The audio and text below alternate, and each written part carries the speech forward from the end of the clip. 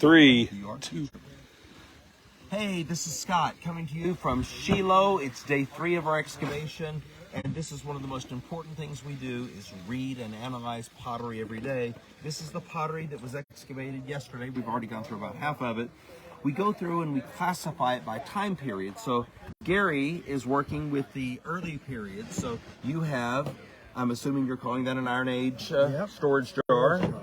And Cook pot.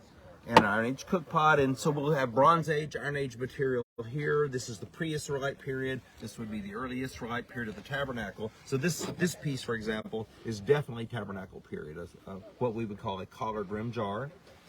And then I'm classifying specifically the late period. So in this case, we have one piece of late Hellenistic pottery, which is 1st century BC, and the rest of this is early Roman. Nothing exciting in this particular batch, although that's yours, I believe. That's Middle Bronze Age piece. And early Roman cook pot. This is from the time of Jesus, for example. So we kind of hash this out, classify it, and then decide what we're going to save. And then the things we're not going to save, we move to one side. We'll have our ceramic typologist come tomorrow, and we'll go back over the first 3 days pottery again and double check things, and it works its way into the publication process eventually. We excavated 2,000 pieces of pottery yesterday. We're going to save about 200 pieces for further study. Maybe 20 or 25 of those will end up actually being published. And so that's the way we process. And so this is our pottery team.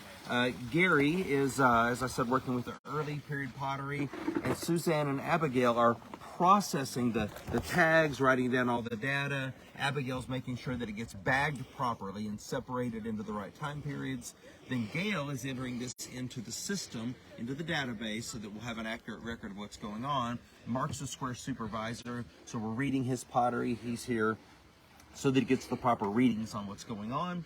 And then Paul is helping us here, and he's studying pottery, so he's learning as he's here at the table today. And where's the piece you washed for me, Paul?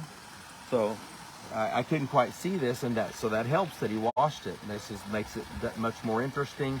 It almost has a not Eastern Terra Sigillata look, but like a Western Terra Sigillata look, which is more black.